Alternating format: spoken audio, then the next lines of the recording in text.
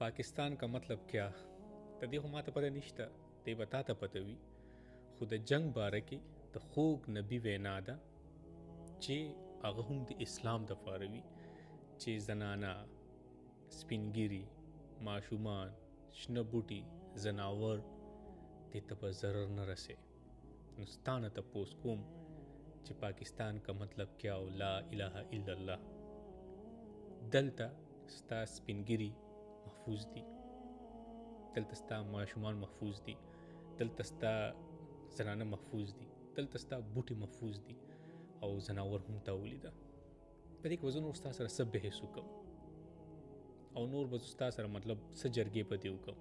او څه به خپل مازغش نه کم تعلم خدای څه ناس عقل او شعور درکړی دی څه ناس خو ته هم پوهېږي دومره چې خلکو سره ریزنینګ کې دومره چې خلکو سره بحث کې او دومره چې بلا ملکونی حسابونه کتابونه